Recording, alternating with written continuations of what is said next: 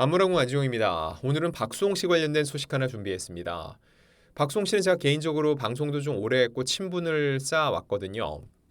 특히 이 사안은 오랫동안 취재를 해왔습니다. 이 친형의 횡령혐의 관련해서 7번째 공판이 9일 열렸거든요.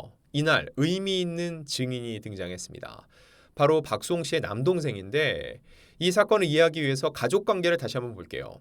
박수홍 씨는 아들 삼형제입니다. 박수홍 씨가 둘째고 첫째인 박모 씨가 현재 횡령 혐의로 재판을 받고 있습니다. 그리고 셋째, 이 막내 동생이 방송 작가로도 일한 적이 있습니다. 그리고 형제들이 실제 사업을 함께 한 적도 있기 때문에 박수홍 씨와 그 친형, 형제의 난에 대해서 가장 의미 있는 증언을 해줄 수 있는 사람으로 이 동생이 손꼽히죠. 그런데 왜 이제서야 입을 열게 된 것인지, 과연 어떤 입장일지를 구체적으로 타진해 보겠습니다. 자, 어떤 일이 있었나? 횡령이 발생했다는 법인에서 막내 동생 부부의 계좌로 돈이 입금이 된 겁니다. 자, 이렇게 놓고 봤을 때는 막내 동생도 그럼 친형과 뭔가 연루된 게 아닌가 생각이 될 수 있죠. 그동안 박수홍 씨는 일하지 않은 허위 직원들에게 월급이 지급됐다면서 동생 부부 역시 그런 상황이라고 얘기를 했습니다. 결국 법인 돈이 횡령되고 있다는 거죠. 그럼 이 상황에서 동생은 어떤 증언을 했을까요?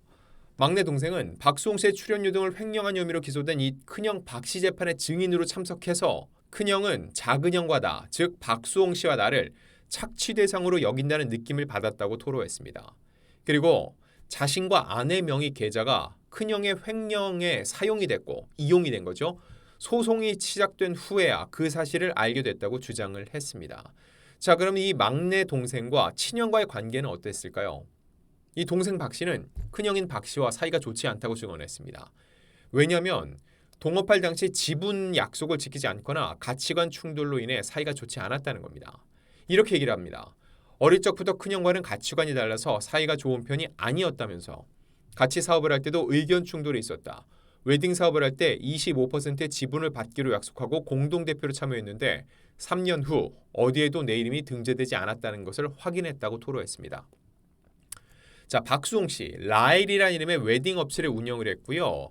이때 형제들이 참여했습니다. 그 지분 약속을 받았다는 주장으로 보이고, 그런데 본인의 이름이 어디에도 올라와 있지 않다는 거예요. 이거 무엇과 비슷하지 않나요? 박수홍 씨가 지금 친형을 고소했죠. 친형과 동업관계로 계속 일을 해왔다고 생각을 했는데 이번 사건이 불거진 후 자신의 이름이 없거나 또는 지분율이 낮고 대부분은 친형 부부의 목 혹은 일과 전혀 연관이 없는 조카들의 이름이 등재되어 있는 것을 보고 굉장히 충격을 받았다는 얘기와 일맥상통합니다. 자, 그럼 이 형제들은 어떤 관계였을까요? 막내 동생은 굉장히 충격적이고 그리고 원색적인 표현으로 큰형과의 관계를 정의했습니다. 바로 원수 관계였다고 얘기를 했습니다. 앞선 일들로 인해서 여러 갈등이 있었다고 하고요. 더 이상 보기 싫은 마음에 2010년에 이미 회사는 나왔다는 거죠. 그리고 2010년부터 8년 정도 큰형과는 만나지 않았고 이렇게 원수가 된 상황에서 큰형과 엮이고 싶지 않았다고 증언했습니다. 자, 여기서 드는 궁금증. 그런데 왜 친형이 동생 명의 통장을 갖고 있었을까요? 이 동생 박 씨는요, 자신과 아내 명의의 통장이 개설돼 큰형인 박 씨가 운영하던 웨딩 업체에서 급여가 입금되고 있었지만 이 통장의 존재는 최근에 소송이 진행되고 나서야 알았다고 합니다. 그리고 그 통장이 횡령에 이용됐다고 주장하고 있어요. 이용됐다는 건 뭐죠? 자신은 나의 명의의 통장이 그런 식으로 이용됐다는 걸 몰랐다는 겁니다. 그러면서 이 동생은 내 명의로 개설된 계좌를 처음 본 것은 2020년이다. 박수홍 씨가 이 사태를 인지하고 뭔가 문제 제기를 할 그 시점이죠. 이번 사건이 언론에 공개되기 몇 개월 전 박수홍이 찾아와 큰형과 재산 다툼이 있다는 사실을 알려줬을 때 처음 알았다고 주장을 했습니다. 또 하나 궁금해지는 거. 그런데 어떻게 동생 명의 통장을 친형이 갖고 있을 수 있었을까요? 동생의 주장은 이렇습니다. 웨딩 업체에 함께 동업했다고 그러죠. 그때 신분증을 빌려줬는데 그때 큰형이 계좌를 만든 것으로 추측한다는 겁니다. 그리고 자기의 통장이 어떻게 쓰였는지는 몰랐다는 거죠. 그런데 박수홍 씨가 큰형과의 싸움에 대해 이야기를 해줬고 이를 확인하는 과정에서 자신의 계좌가 도용됐다는 걸 그때 깨닫게 됐다는 주장이죠. 이런 동생의 주장 100% 믿을 수 있을까요? 당연히 의심해야죠. 타당한 의심입니다. 그런데 그냥 진술이 아니라 재판장에 나와서 증언대에 서서 증인으로서 얘기를 한 겁니다. 증인 선서를 하죠. 거짓 증언을 했다면 당연히 위증죄의 처벌을 받습니다. 근데 위증죄 굉장히 큰 죄입니다. 5년 이하의 징역 또는 1,000만 원 이하의 벌금에 처하고요. 모해 위증죄만은 10년 이하의 징역에 처해질 수 있습니다.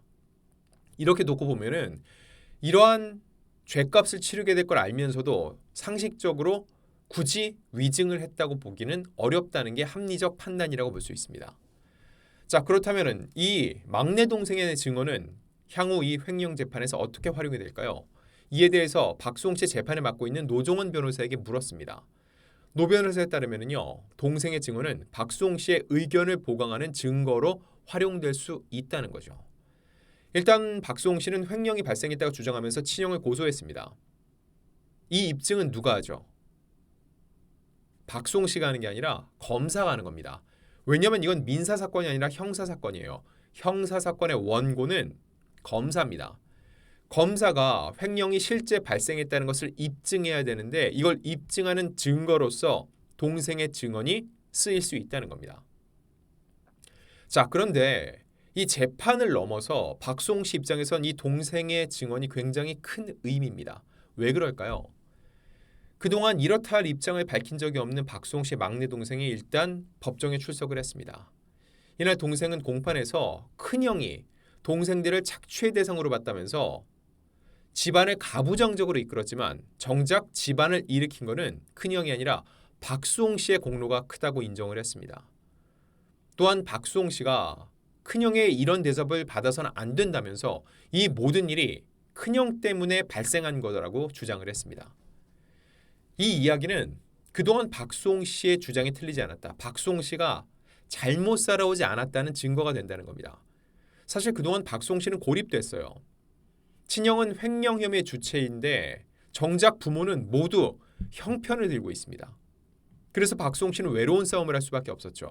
하지만 이제 남은 유일한 피부치인 동생이 박수홍이 틀리지 않았다. 박수홍은 잘못하지 않았다라고 확인을 해준 겁니다.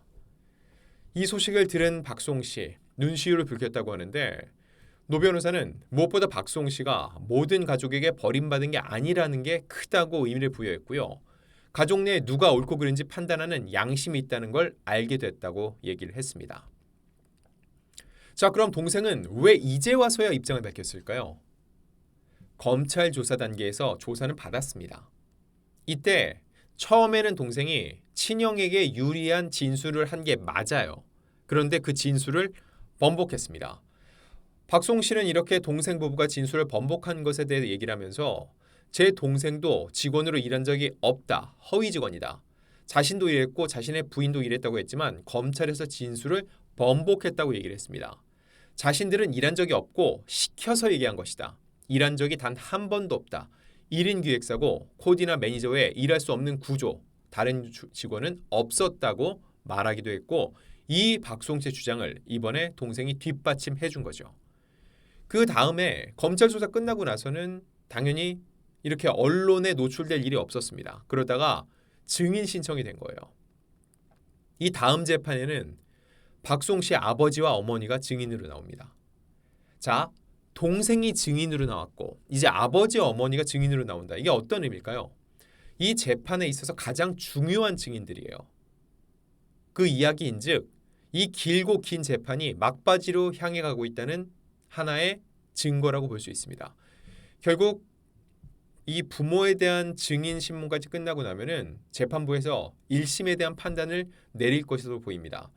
물론 2심, 3심까지 갈 수 있지만 적어도 박수홍 씨가 굉장히 긴 기간 쌓았던 그 재판에 대한 결과를 드디어 받을 수 있는 그 시점이 된 건데요.